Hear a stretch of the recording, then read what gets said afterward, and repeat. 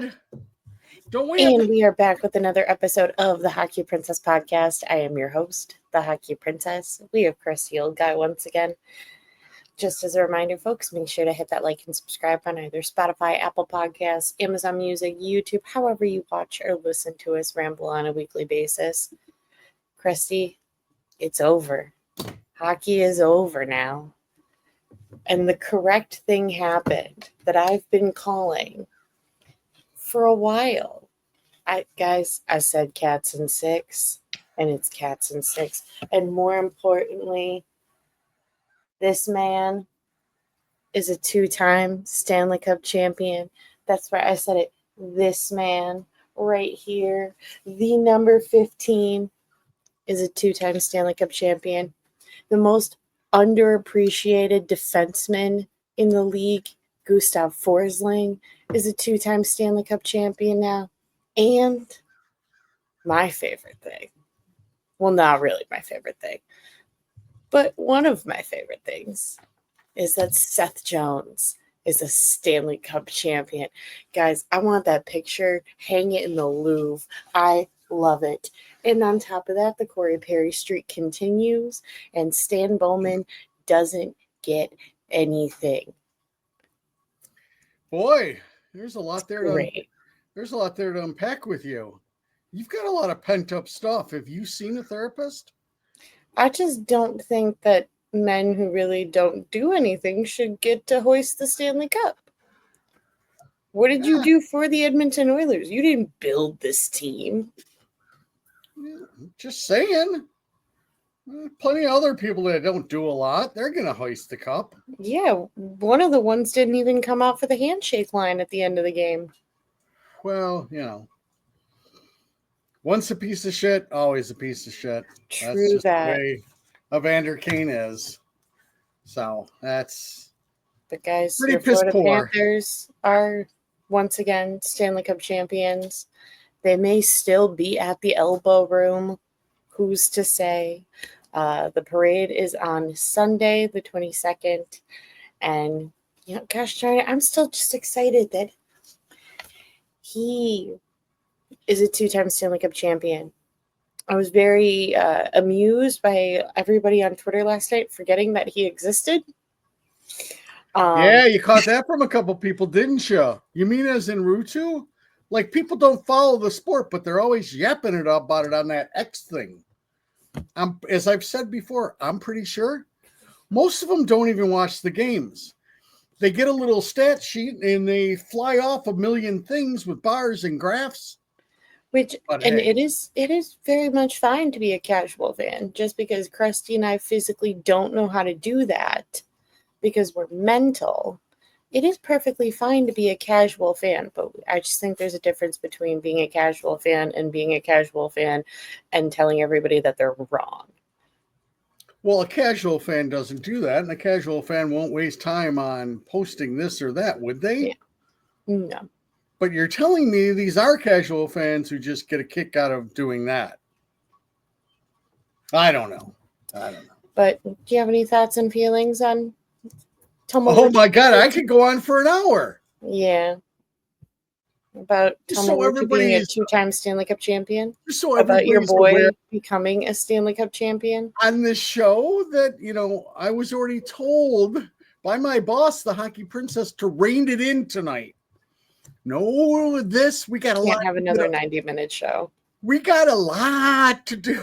So, thoughts and feelings. I'm super glad for Seth Jones. He played really well in the playoffs. That is a well-oiled machine. The Florida Panthers are. I was listening to somebody, and I think they put it probably a good way. It was on the NHL Network on the radio. Edmonton did get better from last year. The problem being Florida got a lot better too. And that was kind of the killer. Everybody wants to go, oh my God, Edmonton's got to blow it up. They need a new coach. They need this. They need that. I can tell you for sure there was nobody beating that Florida team. So all of you Loaf fans, take a lot of solace and is it solace? Is it solace or solace? Solace. Thank you. I'm not very well educated in the fact that you took them 7 and the chance to put them out. But again, that's just kind of the way the playoffs work. Look at Edmonton. LA in game 3 had the opportunity to put them down too and didn't. So, but I mean, last night, the forecheck's unbelievable. There is no hesitation on any of these 6 people on the ice at any given time. Maybe the Bob hesitates a little bit when he's trying to think of something. But everybody else, if you watch their defensemen, nobody hesitates. If they're pinching, they're going all the way in. Gustav Forsling never hesitates. He doesn't know the word hesitates. Ekblad doesn't any of those 6. Yes, I know Ekblad, but everybody's talking about Ekblad, and not enough people are talking about how great Gustav Forsling has been during this postseason. Gosh darn it. I heard on the broadcast, basically everybody's in agreement that he's the best defenseman on that team. So I'd like to, you go this route where he's underappreciated. I think at the end of the day, he is not. He's underpaid, maybe, but he's the best defenseman on that team. But they have trust in everybody else. And once that defenseman goes down, they know a forward's coming back. Okay? It's what they do. This is how you expect your Blackhawk team to play at some point in time with the speed they have on their defensive core. Can Florida sign everybody? Doubtful. I mean, they can't sign all 3 of them. That's for sure. Ekblad with his playoff run now, I thought really he would maybe do a 6-6 and give them a home time discount. I think he's looking at $9 million now. Somebody's going to pay him. He's still only 28. He's younger than Seth. But again, a lot of injuries there and a ton of miles. So I thought Florida, it was just incredible display. I will say the fact that I don't know how different this series looks with a healthy Zach Hyman. That's a crushing blow for them. And with a healthy, who's the Nugent Hopkins. But still, I think the end's the same. Maybe it goes 7 instead of 6. But when you bring up the one stat that at no point in 6 games were the Edmonton Oilers leading after 2 periods, it's pretty telling. And the fact that I believe they were under an hour or a half hour in time with the lead, that tells you you're getting outplayed. So congrats to Sam Bennett. Congrats to the other guy with the 4 goals last night. Congrats. Yes, congrats to the coach for at least respecting the other coach enough to ask if he wants to go in the handshake line instead of being a dick like he was to Rod the Bod. Anything else you want to talk about it? I've been told to condense. I'm just really excited about Tuomo Ruutu being a 2-time Stanley Cup champion. Maybe he gets the Dallas job now. Who knows? A girl can dream. Well, because Dallas's coach is coming to Edmonton, so that's Dallas's coach is coming to Edmonton, so that's the talk everywhere. Is DeBoer to Edmonton? I mean, honestly, Ruutu's kind of at an advantage with going to Dallas, just on a language basis. Yes, you can just speak Finnish the entire time, and it would work. No, I really don't have anything else. It was good. We kind of expected it. I think my biggest surprise was just like the significant lack of fight from Edmonton. I think going into this final, I was very much expecting more of like last year's Stanley Cup final in terms of just like fight for the full 60 minutes. And I'm not talking about the one game where they just decided to like beat the crap out of each other. But yeah, kind of after, what was it, game 4, game 5? It wasn't the blowout, but it was the blowout. Was it 5? Yeah, it was 5. That would have been game 4. Game 4, okay. I think. Then you kind of expected it to happen. Should be intriguing come July 1 to see what happens. I know Zito's already been, shoved in front of a camera and being asked about it, and he's wanting to sign everybody, get everybody to take a hometown discount. This man bought a Dairy Queen to keep Brad Marchand in South Florida. Well, they're not keeping everybody. That I can guarantee. No, but I think you keep Bennett and I think you keep Marchand. I think Ekblad's the one to go. I believe if Bennett stays, which I think there's a good possibility, you're getting him for 9.7, which is below market value. I believe he's worked himself up to about the 12. But there is no forward on this team that is going to go to Zito and ask for more money than Sasha Barkov. That's what they have set up there. That's the beauty in all of that. Is there so much respect for that man also that nobody's going to go ask for more money than him? So their own governor on their cap issues. And Ekblad, I believe now he can go get paid again. That's the thing. I see him being the one to go, one, because I think he has there's the biggest discrepancy between like what Florida will pay versus what he can get. I think with the forwards, it's really a difference between a couple of million, where I feel like Ekblad, it's a bigger gap of I take a hometown discount versus what I can get with a different team. And I think if you're Zito now acquiring my favorite Seth Jones, and not to say that Seth Jones is an immediate replacement for Aaron Ekblad, but I think it definitely cushions that loss. If Ekblad goes, you're not in the position of, oh shit, we don't have anybody that can fill that with Goose or whatever, because you do. Correct.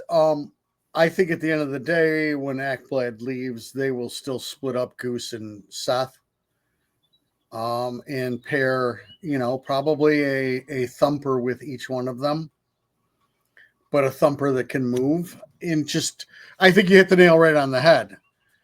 I just think in order for Ekblad to stay, he has to give them a big time discount. And I don't know if he's going to do that. And to be fair, if I'm him, I wouldn't want to.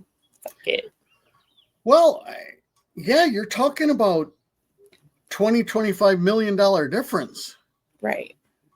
Oh, that's a lot of money. That's a lot of money to have, your kids never have to worry about anything if you want. So I just think he played well enough in the playoffs he's a top pair defenseman. The question is how long he lasts, but somebody's going to pay him. So I think, they go with Bennett. If you're Marchand, I still think you get 4 years. It's big time pay. That's what he wants to. What do you want to do? Do you want to go for one last? Wants to stay in South Florida. There's a good chance of that also, just for the fact, you've already made close to 80 mil over your career. You're 36. You've only got like 4 years left. Do you want to go someplace who's going to pay you a lot more? And not quite like the Blackhawks, but even like an Anaheim, where you're fighting to get into playoffs, where you could good teams, it's a good selling point. Well, and I listened to our friends over at Cats and Bolts earlier today, and they were kind of dissecting everything with the Panthers. And they made a good point of, Marshawn's played in a very hockey center market for his entire career. And maybe he's at a point where, he's cool with not being the it guy. You can fly a little bit more incognito in Fort Lauderdale than you can in Boston. That's a true story. So, that's the unfortunate part of all this. And I felt awful for everybody a little bit when I was listening last night. It's like, boom, you win the Stanley Cup. Boom. What are each of these two teams going to do differently next year? And, we're just as guilty because, well, past is the past now. It's done. So they'll be fine no matter what. Would like to see, Sam Bennett in the Indian head, but best friend Sam Bennett's going to come to Chicago and he's going to save all the dogs. And that's my wish, especially with this BS rumor going around that we're trading our number 3 pick. Sam Bennett, come to Chicago, please. We can pay you stupid amount of money.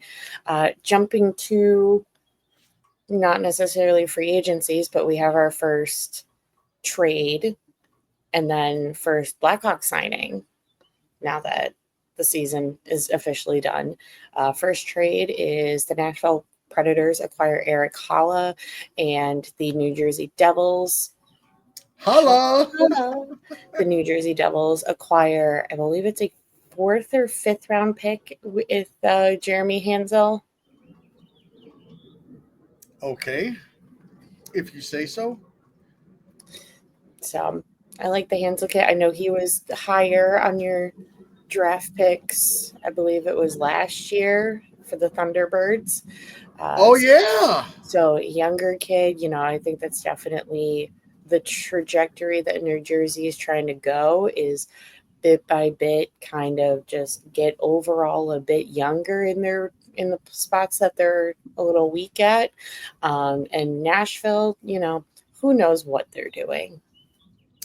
I don't know what they're doing because that's an old ass team, and it's a very old team. I like Halla's game. Yeah. He's a great 3rd and 4th liner, brings energy, and has some offensive skill. So is that entire roster. Right. So I don't understand why you're getting older. They're going to run him out of town if they're this bad next year. I just don't understand. I think you've got to infuse some more speed and some youth into that lineup, and I don't know where they get that. Yeah. And then signing-wise, guys, the Hockey Princess, tiara and all, her wish has come true. The true captain of this Chicago Blackhawk team, Ryan Donato, has signed an extension. 4 years for $4 million, total of $16 million. It's the Brian Bickle extension. I love this. I'm so happy. I immediately texted everybody, now give him the captaincy, even though they won't. But we all know who's the true captain on this team. We've talked about this probably since the trade deadline. I'm a big fan of this. It's not too much, the duration of the contract. So you're not really worried of, what's going to happen, where position that will be in 5 years, whatever. Really, there is no concern. I don't think there is a lose in this contract because, as we said last week, if he does well, great.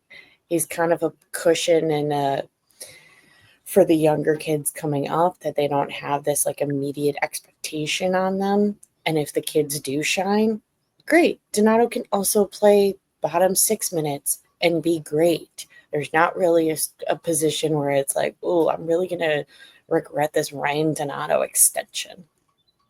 Oh, there will be people that do. Yeah, I don't listen to those people. I barely listen to myself. I would have even given him a mil more a year. I would have went 4 times 5. He's the perfect person for this situation. Number one, you lack goal scorers. He was a goal scorer. Goal scorers are hard to come by, and they usually cost a lot more money than 4 mil a year. Also, Ryan Donato is a very good character human being. There's nobody that's harder on him in the hockey world than himself, except for maybe his father. But, that would be a therapy thing for, all of us to do next time Ryan's on, which would be the first time, Ryan. But, we'd love to have you on. But being the character that he is, he's somebody that you don't have to worry about year 3 and 4 of this contract. And all of a sudden he's put down to the 4th line. There's going to be no moping. There's not going to be any I deserve. He's just going to go out and play hockey. Yeah. So he's the perfect transition into this. It just, everything points the way it should. I don't know why KD was so hamstrung on take this or leave it. I don't know. Obviously, they must have been hearing things that they weren't going to get much more. So, and he likes it here, and it gives him some stability for somebody who's been moved around a lot. Absolutely. So, I'm all for it. Plus, my autographed jersey, at least he's still on the team. Heck yeah. Christy, you got anything else in the NHL world? No, I was told to constrict. Rein it in. Rein it in. Well, we've got Blackhawk lore really quick. Speaking of the draft, we're going to talk about the one time Christy and I got to go to the draft. Oh, we are? Okay. That was a very eventful day. There were some trades that happened that morning that really no one was a fan of at all. Christy and I saw some hostility at the Blackhawk table during that weekend, which was quite fun. So in 2017, Chicago hosted the draft. Christy and I went. It was fantastic. That morning, Stan Bowman had traded Nicholas Chalmerson and Artemi Panarin. So we were all very confused. A smaller version of the 22 burn it to the ground sort of thing, but at least Stan did it in the morning. But it was really cool. We had our paperwork. It was really, it's wild to think now that like Krusty, we saw Cale Makar get drafted. That's wild. It was just really cool. Highly encourage for anybody to go, even though it's kind of boring now. Although I've heard rumors and rumblings that this is the only year they're going to do it decentralized because everybody kind of hates it. But it was just really cool. We're a little bummed with the trades that happened that morning. And then, of course, the pick that we did get, we ended up trading back with Dallas. And then Dallas ended up trading Jake Ottinger, which is why anytime during the postseason when it comes to Dallas, I'll shake my fist at the sky to Stan Bowman if we could have had Jake Ottinger. But it was a really cool couple of days. And then you could definitely tell that there was something off with the Blackhawk management because we sat further back for the first day, but the second day, Krusty and I got pretty close, and you could just sense the hostility at the table between the GM staff and the coaching staff, basically the head coach and the GM in particular. But it was quite entertaining. Yes. My favorite about that is the Boston kid behind us. Yeah, you've got all these families that are around you. So you get to kind of go through it with them. And, for that second day, anybody who's sitting around you, you've now either introduced yourself like an idiot, like I do occasionally, which I used to do at prospect camp, or you basically overhear Goose's dad, or you end up overhearing things, and you kind of know who's around you, and then you're kind of pulling for them. God, I hope they get drafted in this round, not the next one. We got to see a very 10-year-old looking Jason Robertson. Yeah, it's a good experience. I've heard the same rumors that this is the only year that they're going to do it this way. If you like hockey, and if you're kind of into it, it's a great experience, because basically everybody else in the building is the same way you are. It's either family or hockey nut jobs. And I think it's cool because it's like, it's one of the few, I mean, now that we don't have the All-Star anymore, it's one of the few times in the NHL where truly all fan bases in the NHL can kind of come together, and there's not a game, there's not any reason to be like competitive or nasty or whatever. Like, it's just, we all kind of want the same thing. Yeah, because you realize when you're talking to somebody, even in a Red Wings jersey, that odds are good they're as nutty about their team as you are about yours. But if this is Blackhawk lore, and we've talked about this draft thing that we want, I don't know how you left out the best part.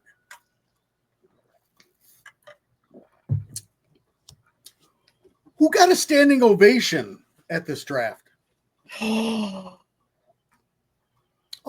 Hockey Princess forgot that. No, I didn't. I mean, I kind of did. Would you like to? I say, why don't you bring it home? It's your show. Go for it. He's your guy. She dishes back. Also, there was a standing ovation. So, Hockey Princess painted you the scene of Artemi Panarin. Bye-bye. Nicholas Chalmers, your meat and potatoes Swedish stud. Bye-bye. So, at around, I'm going to say it's about the 17th pick, another team's GM struts up to the mic and gets a standing ovation. That would be one Stan Bowman? No! That would be one Dale Talent, who was the GM for the Blackhawks. A standing ovation at a rival's barn. It was unbelievable. I was standing, I was cheering, I was hooping and hollering and wishing he was still there. Yeah. One more question. Oh, this is one of those teaching moments like we do, when I say don't ask the question if you don't know the answer. But I'm getting good at it, so I'm going to ask the question anyways. Was that also, did Dale Talent pick Spencer Knight? Yes, because I distinctly remember sitting in the chair at the United Center. I don't know who this person is. I mean, I know who Dale is, but I don't know who Spencer is. And you just turn to me and you go, solid. That's a Dale pick. That's a Dale pick right there. Yep. And that was a Dale pick. And now he's a Chicago Blackhawk. So, hey, maybe everything works out okay. But yeah, I would suggest it to anybody. It's a real neat time. Yeah. All right, Krusty. We've got our research friends. We've got more draft talk. Maybe this won't go 90 minutes. I have a question. Yeah. Number one, we were asked a question. Yeah, we don't have the time for that question. It keeps getting pushed back. No, we were asked another question. We were asked another question. Don't you check your feeds? And that was basically asked if we could go someplace to watch the draft. We can have a Hockey Princess watch party. Huh? This year? I don't think we're ready for it this year. No.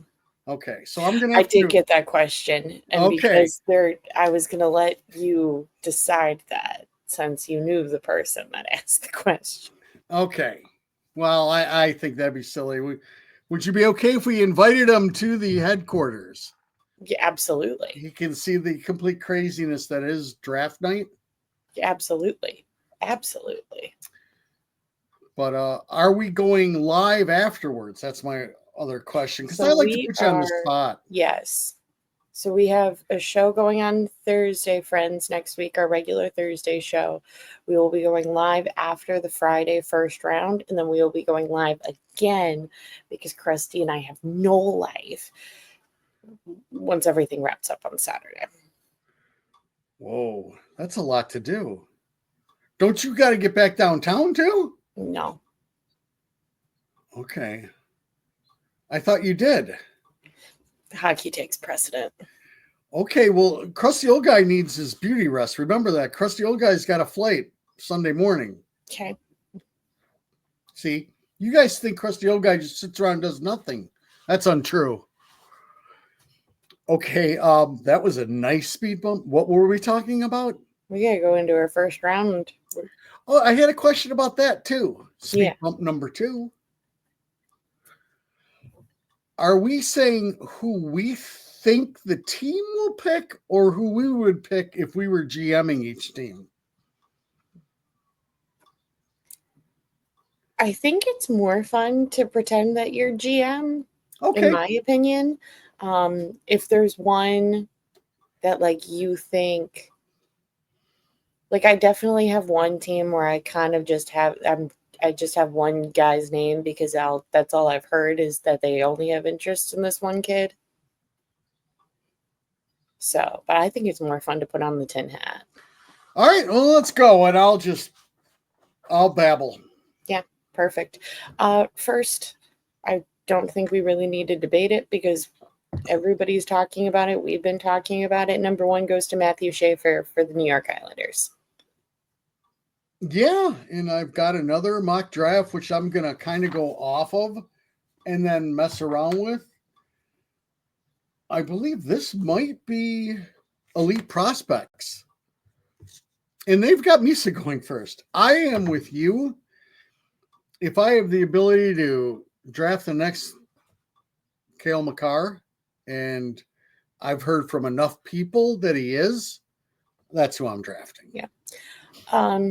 Number 2, going with Michael Misa, just because I think if you're San Jose, we'll go with the best available forward. And speaking of elite prospects, we're reading the Elite Prospects book, and they have the is like under a lot of the players, especially ones that are in the first round. And Michael Misa is like Macklin Celebrini. So why only have one Macklin Celebrini when you can have 2 Macklin Celebrinis? Yeah, and plus everything that we've heard, there's 1 and 2. Then there's a little bit of a gap, and then you have a group of like 6. So you don't mess around saying I'd rather have a wing. I'd rather grab one of these 2 players. So definitely San Jose's grabbing who's ever left.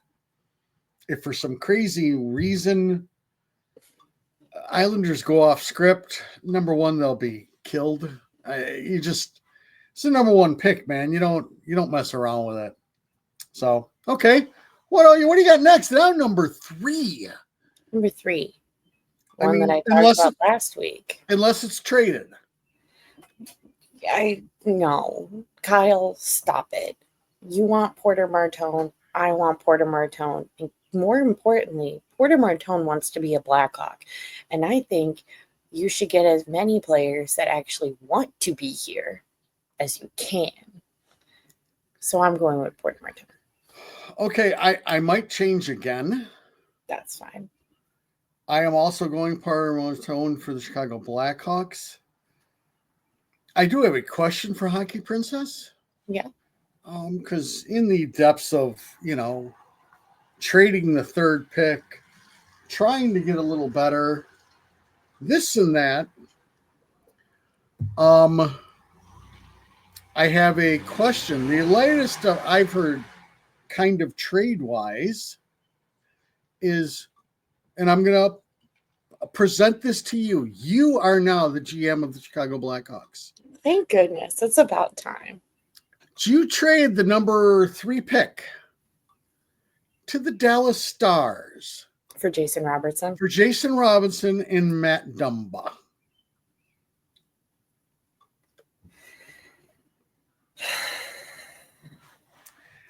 gets a little interesting, doesn't it?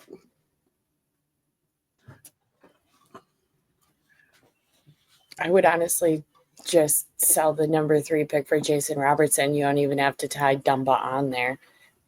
I believe I know Dallas needs the salary gone.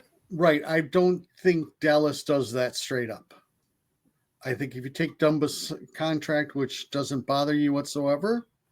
No. So you're saying no? No, I want Porter Martone. Okay, I am taking that trade. Of course every you day. are. And then you are going to go buy a Jason Roberts Chicago Blackhawk jersey the minute they come out. That is untrue. I don't do things like that. You have to earn that. Yeah, I'm pretty sure Jason Robertson has shown you. He's got to show it to me in the Indian head too. So, but their speed bump number 3, I promise that'll be one of the last speed bumps. No, it won't. All right. Christy, who do you have at number 4? Who's picking number 4? Your Utah.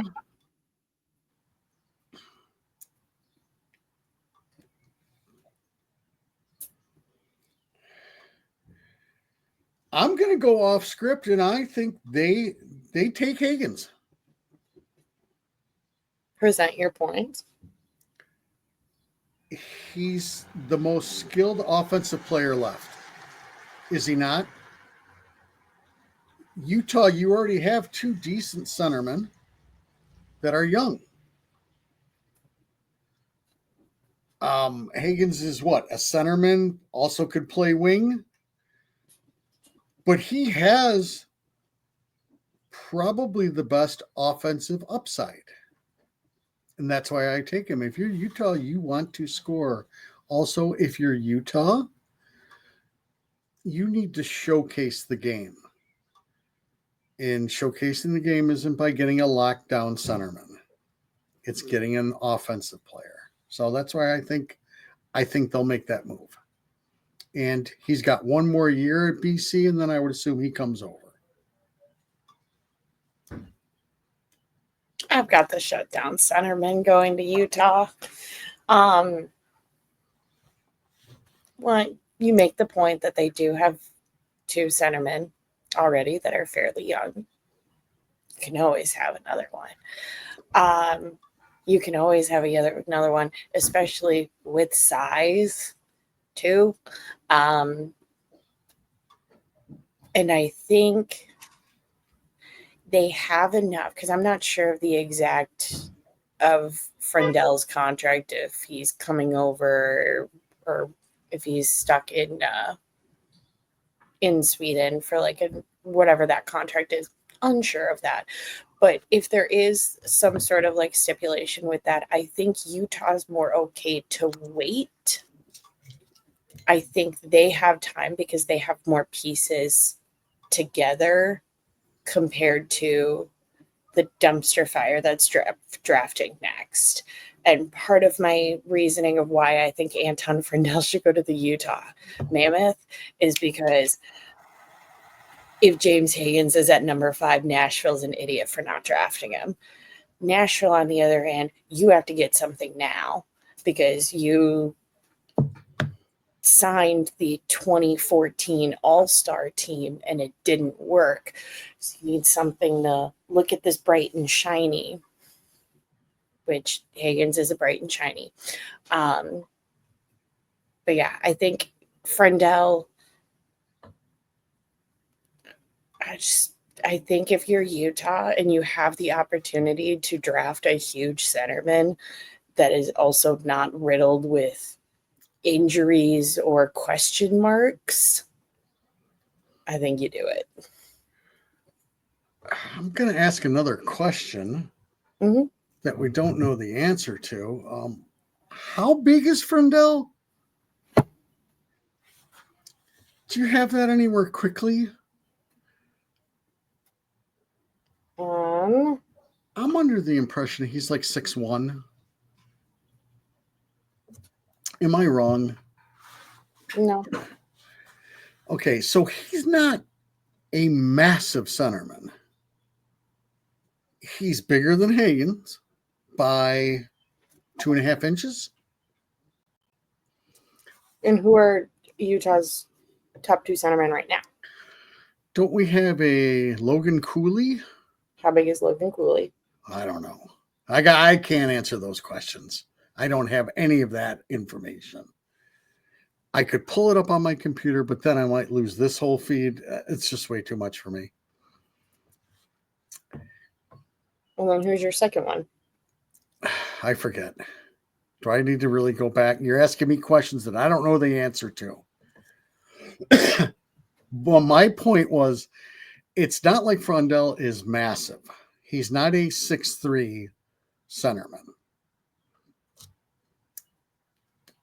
Who do they run as their schmaltz? He's okay. Frondell's bigger than both of their top 2 centers.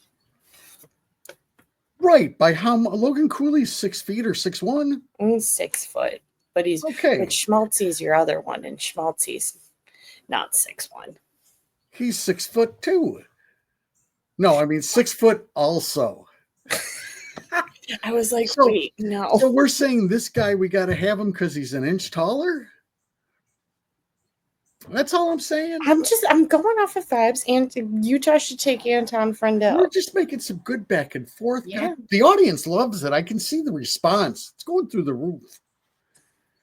All right, so we've got the first 4 gone. Let's hurry this up so we can, finish up before midnight.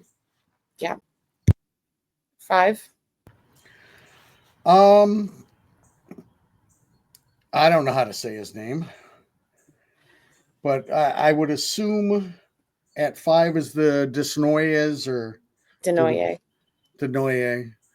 I could easily call him the Destroyer, though. He could have a great nickname if he comes here. That's who I got. I mean, he's a centerman. They're going to be looking for a centerman. They're looking for anything Nashville is. Yeah. So, and to get back to your Frondell question, I believe he is not tied to anything. The other thought process of why the Blackhawks might take him over Porter Martoni is Frondell they could bring over right away and put in Rockford and show the shiny new thing in Rockford to keep everybody looking the other way. Hey, all I'm hearing is if they bring him over and put him in Rockford, that my boy Katie actually cares about development. Well, we'll see if Rockford can develop. That's yet to be determined. Yeah. And again, if it's Frondell, I don't have a problem with it. Sorry to slow you down. We are at number 6, Philadelphia, correct? Yeah, number 6, Philly. I've got the Denoyer kid, or, Philly GM has an aneurysm and decides to go with McQueen just because I think McQueen fits the city of Philly, but I think realistically, I think it's Denoyer. I think Philly's one of those where it's like you have pieces kind of, but also not really. So if you have the opportunity to get a big centerman, you do. While Krusty's looking around for things.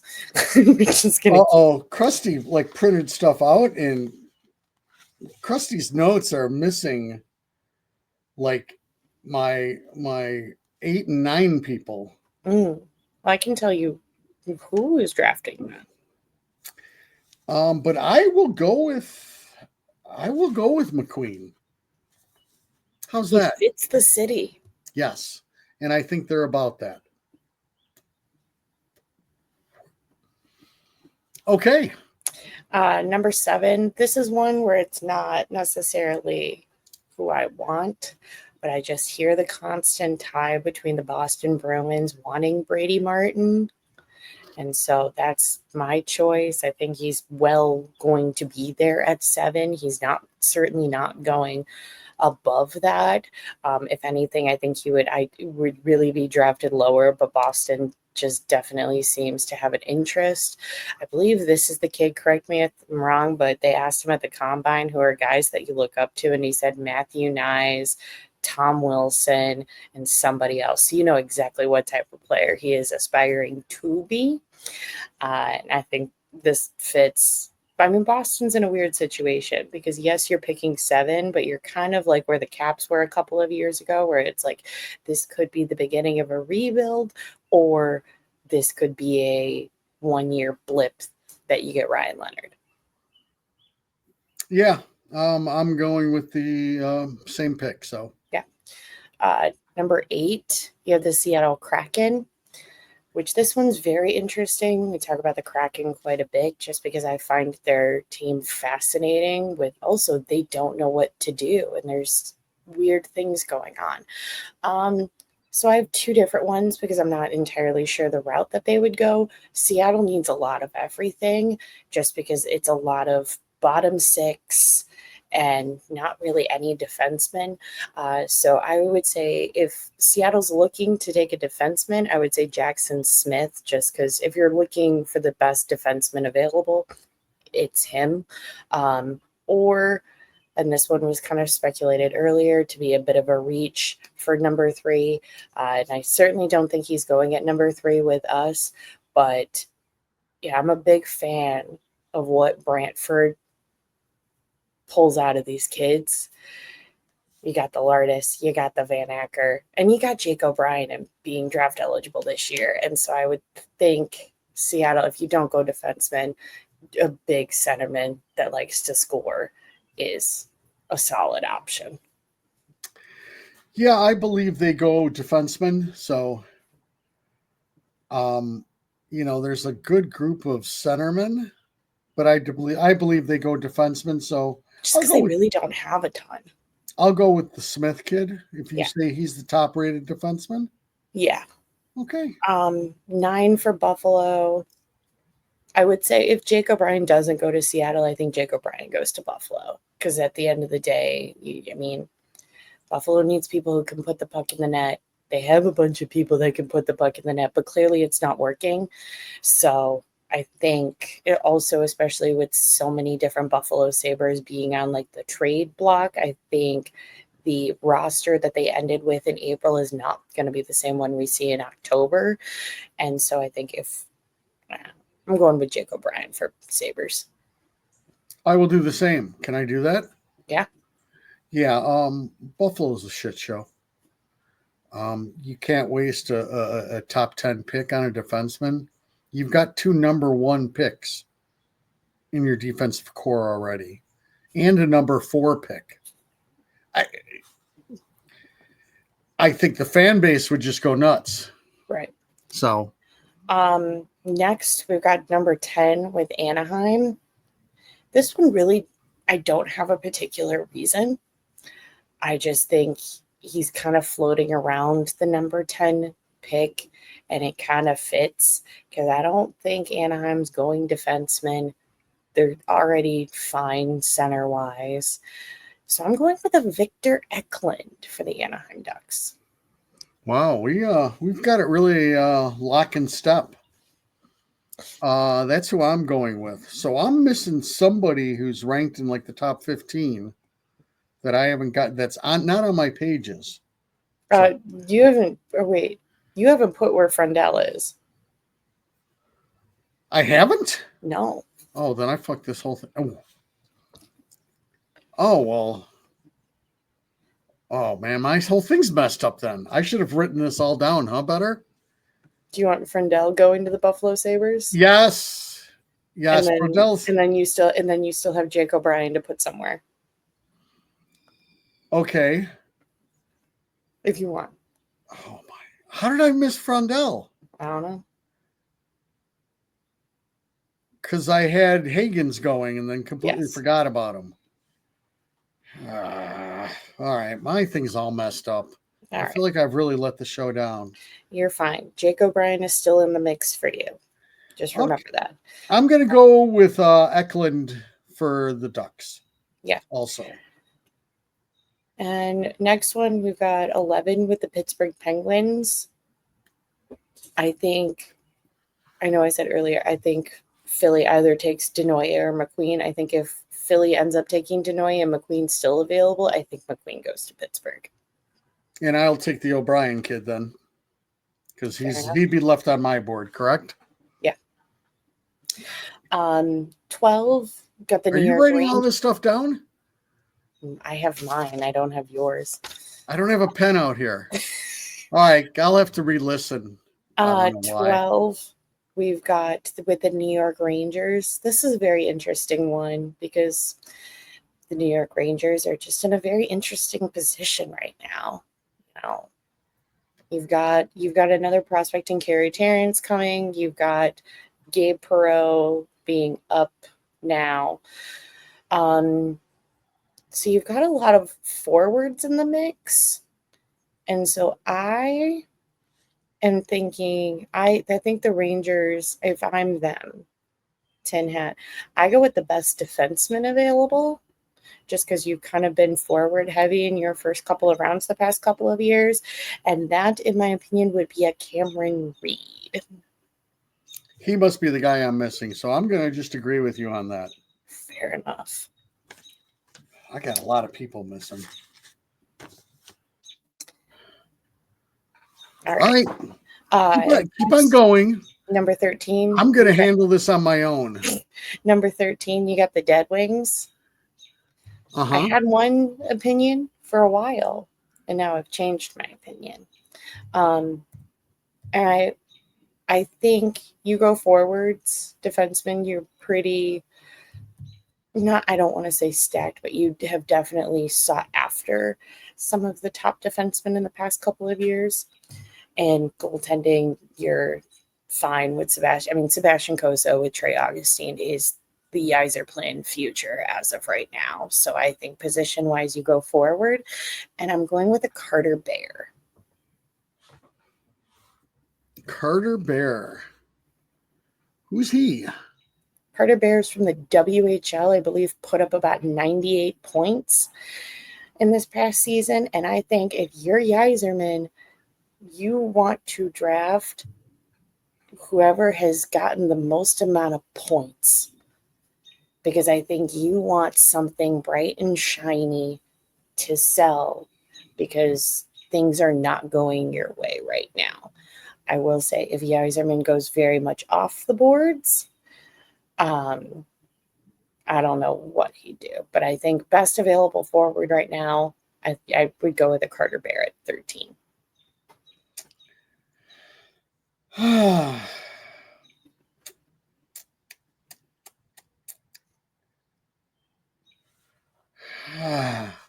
I'm not going to take him.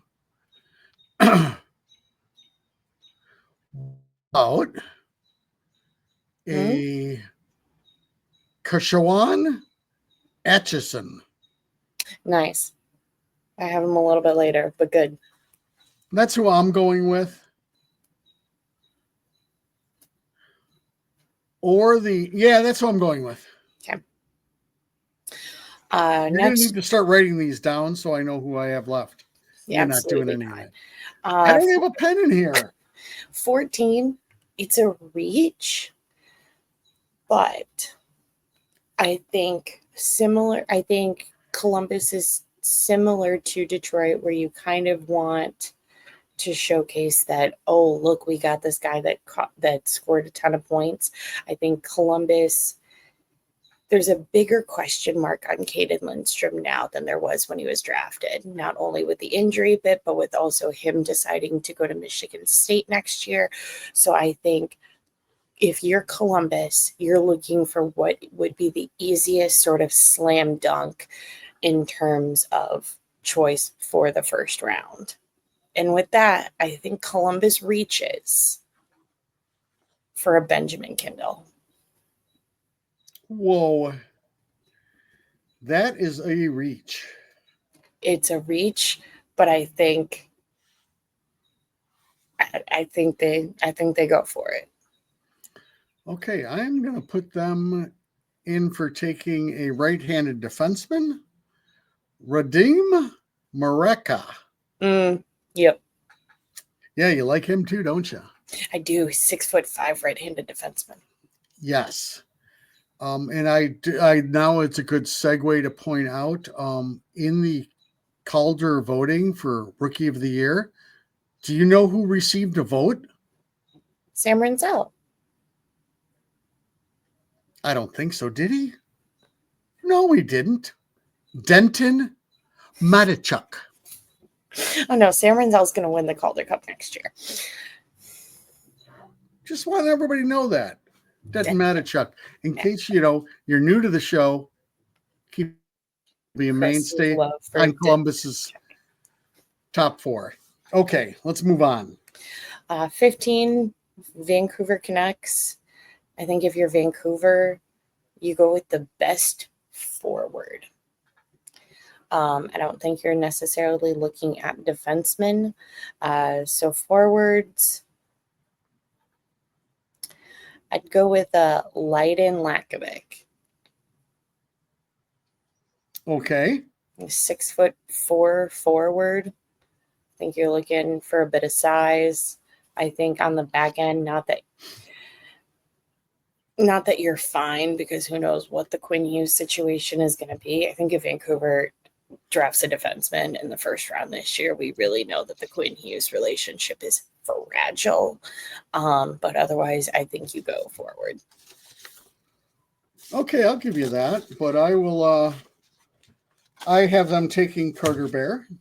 Nice. Thanks. All my picks are nice. I like being nice. I still feel like I should go to my car and get a pen, but I'm not going to. We'll keep this going on just silliness. All right. So the next 2 are for the Montreal Canadiens. They have the 16th and the 17th pick.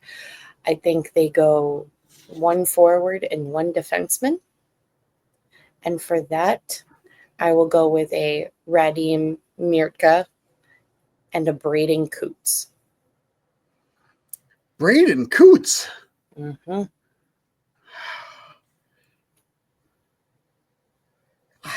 I some reason I don't like that guy. Okay, we're at Montreal, right? Yes, Montreal has 2. What pick are we on? 16 and 17. Okay. I'm going to go with you. That they do a forward and defenseman? Yeah, I just don't see them doing anything, or they trade the pick. I am going to go with a Justin Carbonneau. And I'll just take the next defenseman on the board, which I believe is a Logan Hensler. Is that correct? Mm-hmm. Yeah. You got Hensler and Fiddler that are kind of back to back. Oh, and Fiddler's the guy you took. No, that you took the guy from the Hitmen, correct? The Reach? Yes. Yeah, Kendall. Yeah, I have a difference between Kendall and the Fidel. I will go... I don't want the Hensler kid. I'm going to go with the Fiddler kid for Montreal. And forward? A forward, I already went with the Justin Carbonneau. Oh, yes. Because it's a very Montreal-sounding name. Yes, he plays in the Q League. Yes.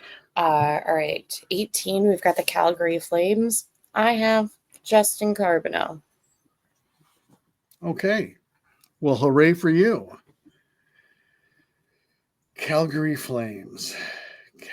I figured they go forward after getting Perique last year. All right, I'll then think that they're silly. Take the kid that they get to see play all the time. The Kendall. Yes. And going back to the Montreal picks, if your Chicago Blackhawks are going to move up, it would be for one of those 2 picks. And that would be for, I would assume, somebody else. But when we get to him, I'll mention his name. Yeah. All right, 19, St. Louis Blues. I may have fudged this slightly because I just don't want Malcolm Spence going to the enemy. But for 19, I've got a Cole Retchney. Okay. Just 'cause I don't think they don't go defenseman. I think it's too early for them to take the potential goaltender that might go in the first. And so I think a solid 6'5", 5'11" centerman might be one of the better options on the board.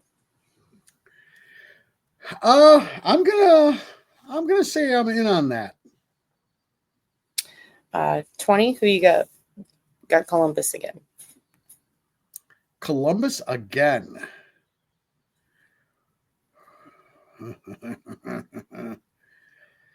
All right. I am going to go with Nesbitt then. Nice. I have the big, strong centerman. You can't have enough of them. I know that they have two, but can always have more. That was my reasoning for Frondell. I've got the Keyshawn Atcherson. The Keyshawn. You already picked him earlier. Okay. You just couldn't pronounce his name. Yeah, that happens a lot, doesn't it? Hey, it's getting dark out. All right, 21, we've got the Ottawa Senators. I think he realistically will fall more than this. I just think Ottawa would be a more than ideal setup spot for him. And that is your Cameron Schmidt. Okay. The biggest thing going against him right now is his size. And I think for one, I think you have Brady Tkachuk on your team. So if you have a smaller winger, it's really not the end of the world. It's the team that once had Alex DeBrincat. And I want to say they made it work. I mean, Ottawa was still bad and, DeBrincat wanted out. But I think Ottawa, the way that they're stacked right now, they can definitely, in the future, have a guy of smaller size compared to other teams that are kind of in this range during the draft. And who was that? Cameron Schmidt. He's the 5'7" guy. Oh, the speedy dude. Yes. I think Ottawa takes him. Okay.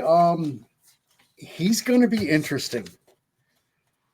He is Alex DeBrincat, except faster. I mean, from what I've heard, not even close, the fastest in the draft. So luckily, I'm hoping he's gone by 24. I guarantee he You mean 25? Yeah. I guarantee he doesn't make it out of the first round just because that Stan Bowman will draft him if he's there. Well, being 5'7".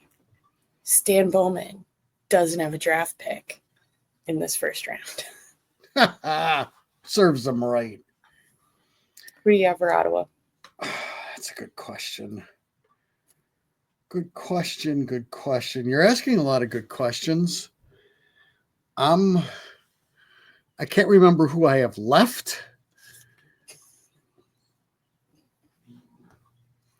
You've got the Coots kid.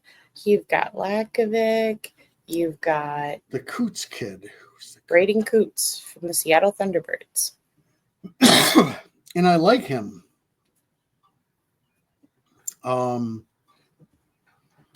You're Ottawa. What do you need if you're Ottawa?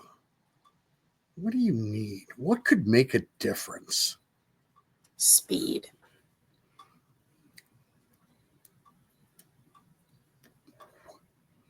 I'm saying if you're Ottawa, you're young. You're up and coming. So I am going to do my reach now, if that's okay with you. Yep. We are what, 21? Yep. That's the guy going to Boston University. You're Sasha.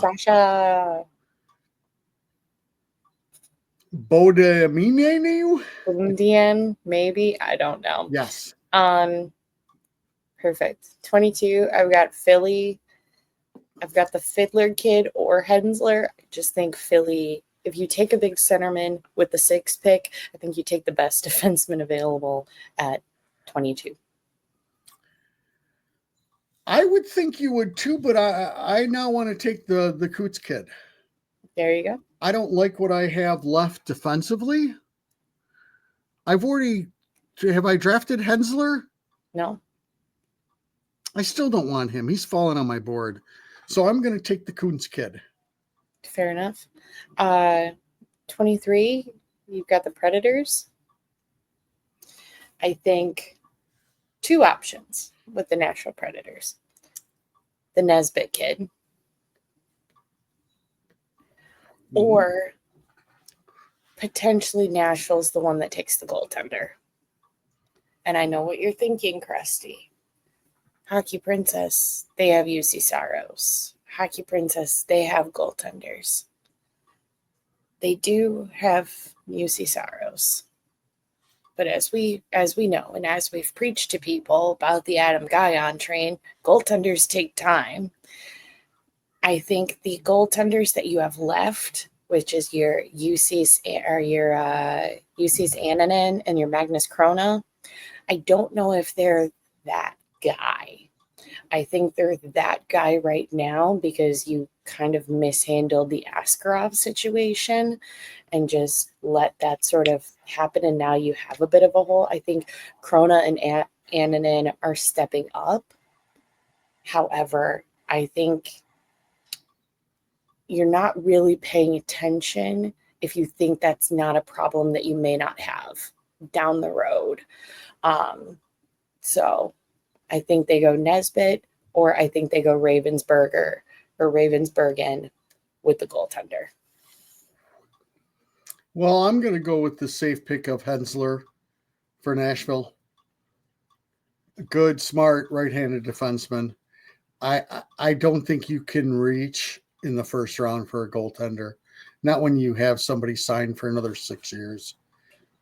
I understand that they take a while to develop, but I'm not wasting a first-round draft pick on them. Fair enough. Thanks. 24. Unfortunately, guys, I think the Spence kid goes to the Los Angeles Kings. But I think Los Angeles is in a very interesting spot right now, just with, being consistently in playoff contention, but not making like deep playoff runs.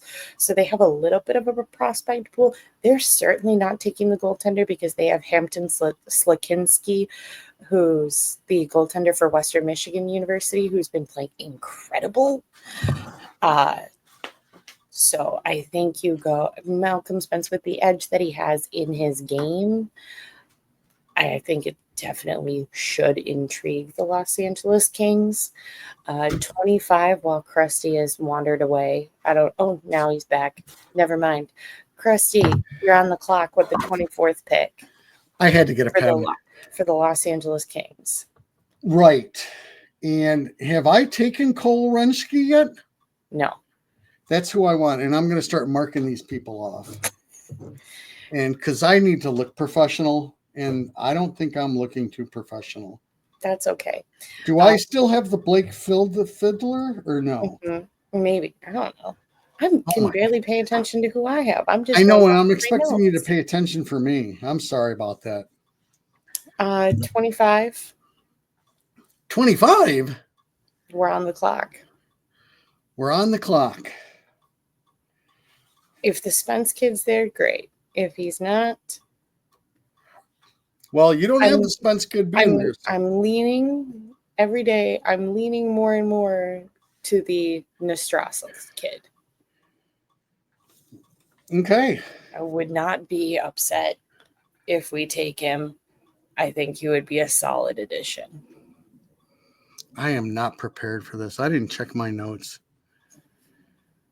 I like him.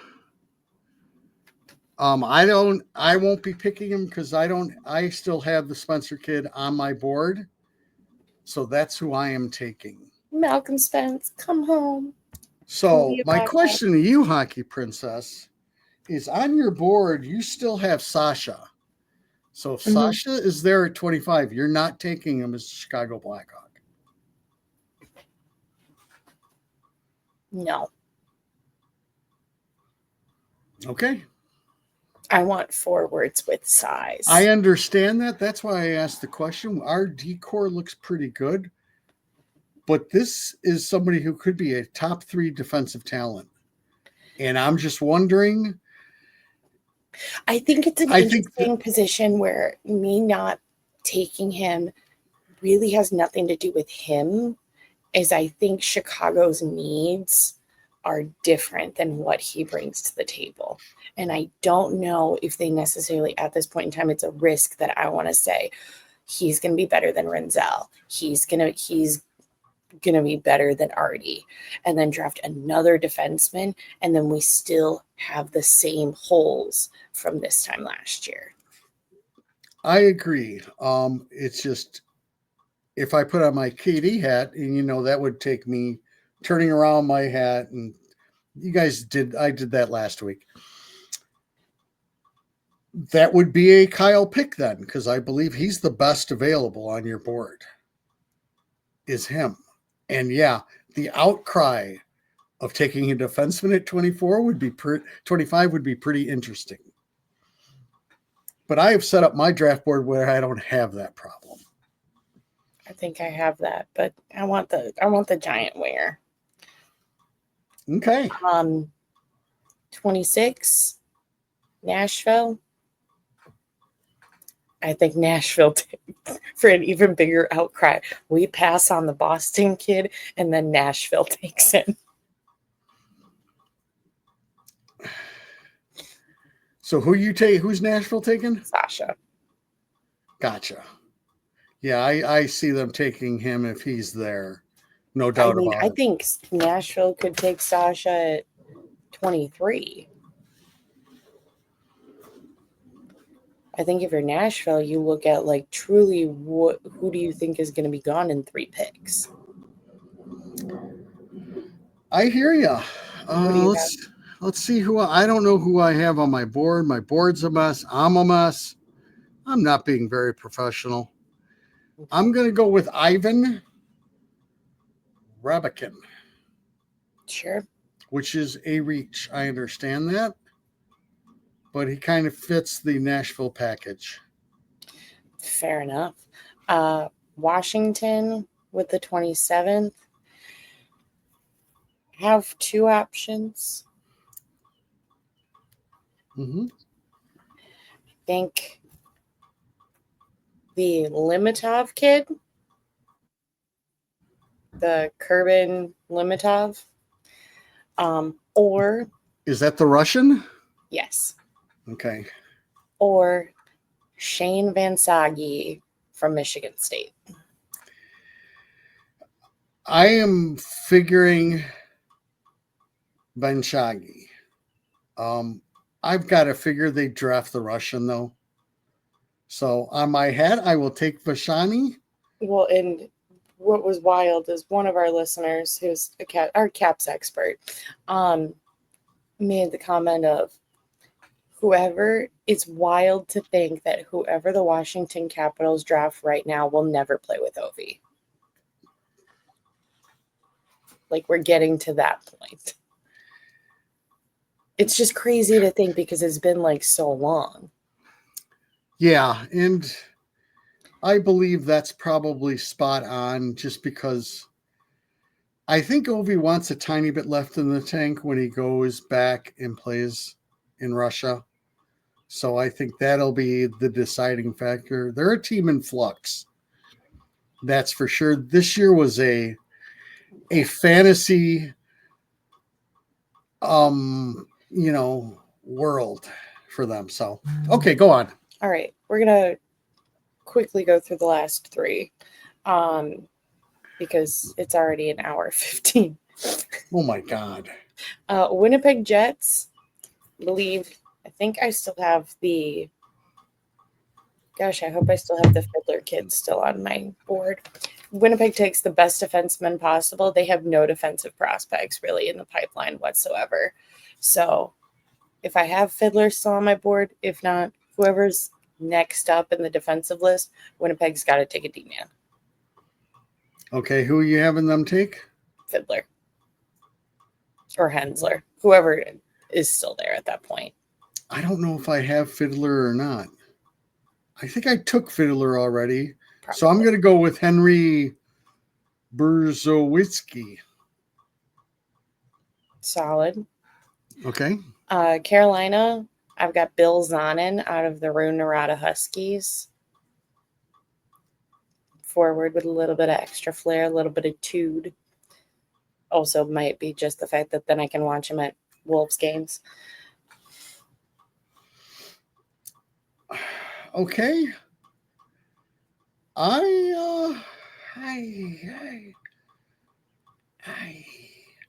I think Carolina is set up. They're set up to make some noise in free agency also.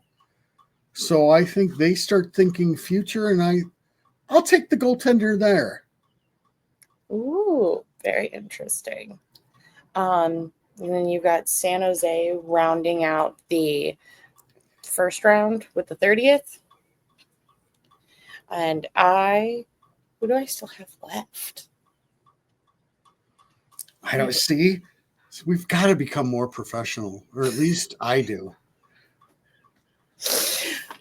I have.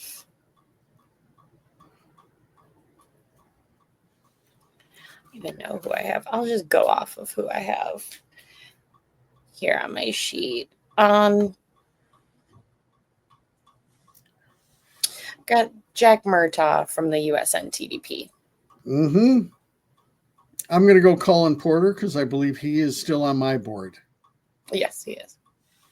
You don't know. Who are you kidding? You're just speeding this up. And we have 32 picks, not 30. There's 32 teams in the NHL. Yes. We're on pick 30. You're right. 31. I don't know who picked. 31 will be Philly again.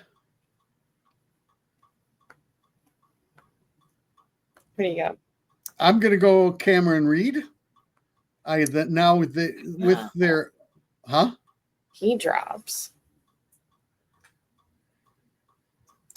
I've got a Max Pizneka. Okay, that's for your 31st pick. Mm-hmm. Okay, and then for the Calgary Flames, I will go with the. I like the Nanstrel kid. Nestrassel? Yeah, who's nowhere on my notes, but I know I like that kid. Yeah. So solid dude. For Calgary, I've got Jacob Rumbach. Okay. So we did it. We did it in under an hour and a half. Whew. What is happening? Now, unfortunately, I have to re-listen to this. Yep. And write down my picks. Oh, what a time.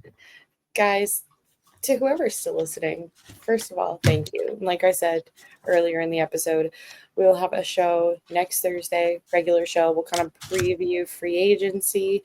We will go live Friday night after round 1, Saturday after round 2 through 7, and that will be it of the crazy week. Yes, Krusty?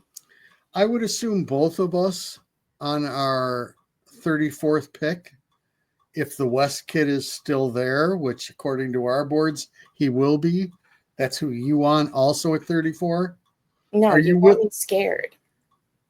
I've got you scared? Yeah, I can waste the pick. Football. I can waste the pick on 34 for the upside.